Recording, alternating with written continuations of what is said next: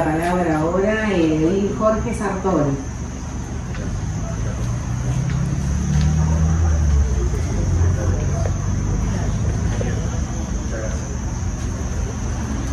Gracias. Primero que nada, buenas tardes a todos los presentes. Y qué hablar de lo que es la gesta olímpica. Pero todo eso tiene una previa. Y la previa tiene mucho tiempo. Pero como acá el tiempo es limitado, vamos a tratar de ser lo más sintético posible.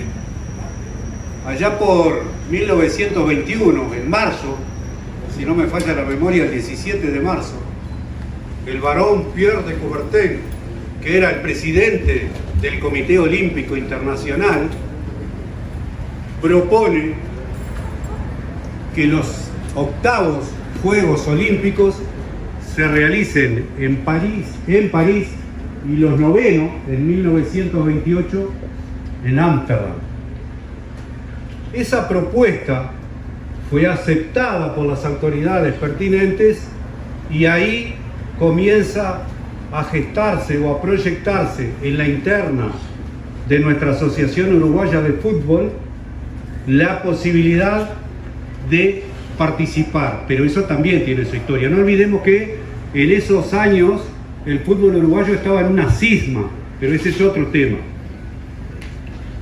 Por otro lado, Uruguay se había adherido a la FIFA en 1923, cuando ya la FIFA tenía centenares de países adheridos a esa organización internacional del fútbol, que hoy es la multinacional más grande, esto entre paréntesis.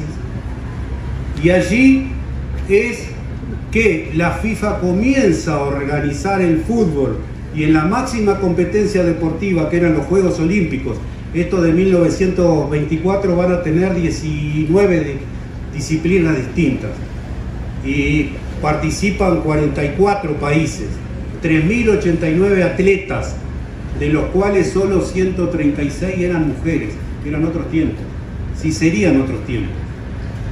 Entonces, la FIFA, que ya tenía esa incidencia, propone que esos campeonatos mundiales, que esos campeonatos de fútbol que se realizan en los Juegos Olímpicos pasen a tener una trascendencia a nivel mundial, por entender que justamente las competencias que se llevaron adelante en las Olimpiadas eran líder mundial en la disciplina que fuese. ¿Eso qué quiere decir entonces? Que a raíz de esto, ya la prensa de aquellos años de Francia, por ejemplo, decía que el torneo mundial de fútbol, como se decía en aquellos años, iba a tener, se iba a realizar al año siguiente, en París. A su vez, ya se estaban desarrollando los campeonatos sudamericanos de fútbol a partir de 1916, y en lo cual Uruguay es activo participante, y ya a la altura de 1923, que ahora nos vamos a referir a eso, conquista su cuarta corona en 7 campeonatos. El presidente de la Asociación Uruguaya de Fútbol, el recordado doctor Atilio Narancio, le dice al plantel de futbolistas que estaban seleccionados, y no había director técnico en aquellos tiempos porque los equipos de fútbol lo armaban los capitanes, eso también vale recordar. En 1930 sí ya estaba Supisi en estas tareas, pero en el 1923-24 todavía no. Entonces, le promete a los jugadores que de ganar el campeonato sudamericano de 1923, como premio irían a participar en las Olimpiadas de 1924. Y en 1923 Uruguay nuevamente y por cuarta vez conquista la corona de American Football, que ya venía de la década del 10. La historia de nuestro fútbol es fabulosa. Dicen los historiadores que 1912 fue una época gloriosa de Uruguay a nivel continental, pero Uruguay era rey en América, pero claro, las comunicaciones no eran como ahora, entonces Europa en su conjunto no conocía la capacidad y la técnica de nuestros futbolistas de aquellos tiempos. Uruguay, a raíz de esta promesa hecha por el doctor Narancio a los futbolistas tuvo que cumplirlo. Y para que se hiciera efectivo ese viaje, el doctor Narancio, recordemos que era fútbol amateur, empeña sus bienes, hipoteca sus bienes para poder financiar, costear el pasaje, era en barco, y después también hay otra historia que ya me referiré a lo que fue la estadía en Lares de la llamada Villa Olímpica, que finalmente no la usó Uruguay.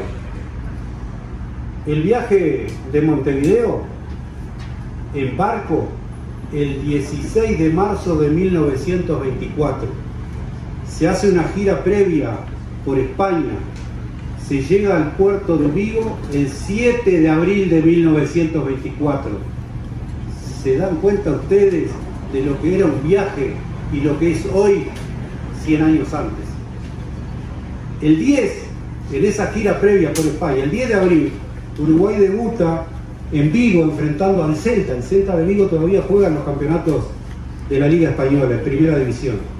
Uruguay le gana 3-0 y aparecen los titulares al día siguiente en los diarios diciendo que por los campos de Coya pasó una ráfaga olímpica. Estaban avisorando o viendo por primera vez la capacidad de nuestros futbolistas. En total fueron 9 partidos en esa gira previa al torneo olímpico de fútbol, de los cuales fueron 9 victorias, 25 goles a favor y 8 en contra. Evidentemente que al acercarse la justa olímpica ya las miradas no eran las mismas. Había medios de prensa que hablaban de la capacidad y la técnica de los futbolistas de nuestro país. El debut, como bien decía el edil que me precedió en el uso de la palabra, fue el 26 de mayo de 1924, 7-0 a Yugoslavia. El 29 de mayo, 3-0 a Estados Unidos. El 1 de junio, 5-1 a Francia. El partido más complicado viene acá en semifinales, de 2-1 a Países Bajos, antiguamente Holanda, y perdía 1-0 Uruguay hasta los 17 minutos del segundo tiempo. Y empata el inolvidable Vasco Sea, para los futboleros de nuestro país, el inolvidable, que después se le empezó a llamar el empatador olímpico, porque a su vez también en el 28 el primer gol de la final contra Argentina, que perdíamos 1-0, lo hace el Vasco Sea. Se empata en la semifinal en el 24 y empata en la final del 28, que después el 28, con aquella famosa tuya, Héctor, que le baja el Tito Borja a Héctor Escarone, le ganaba la final a Argentina 2-1, eso fue en el 28. Pero volviendo al 24, empata el Vasco Sea a los 17 del segundo tiempo y faltando 9 minutos, o sea, a los 81, en aquellos tiempos no se hacían los descuentos que se hacen ahora, hace el gol del triunfo Escarone, que era por aquellos años el mejor jugador, el mejor entreala derecho del mundo, se hablaba. Los números no existían, pero los jugadores empezaron a usar números en las camisetas en el Mundial del 50.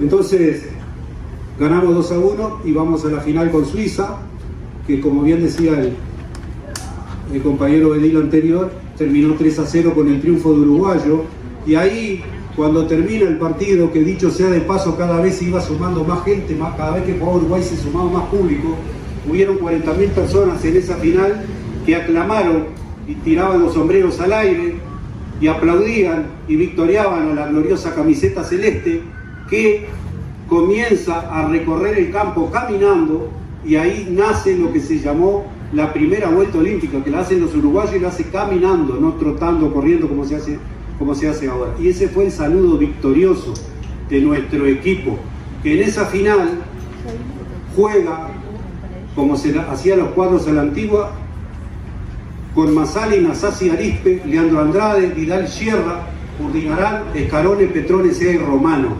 Ese es el equipo titular de la mayoría de los partidos. Y después estaban los otros nombres, como bien decía, Casela, Sibeki, Sigón, Zoilo Sandolvide, que también fue campeón olímpico en el 28 y campeón mundial en el 30, y los otros nombres que de memoria no me acuerdo, no tengo tanta memoria, pero sí ya lo mencionó quien me antecedió en el uso de la palabra. Por tanto, entendemos que ahí comienza o continúa se proyecta la gran gesta del fútbol uruguayo que dominó el ambiente futbolístico hasta la mitad del siglo anterior.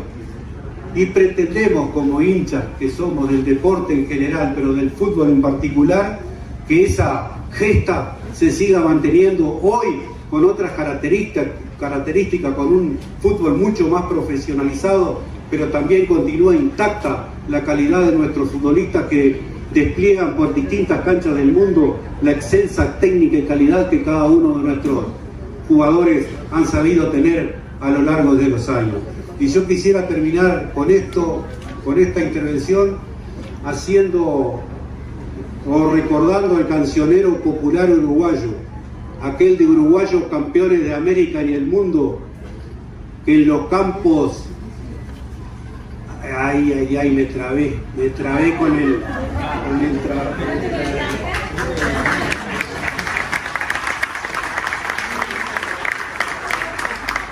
invictos en América, invictos en Europa, campeones son del mundo y de América otra vez. Salud, compa. Buenas tardes.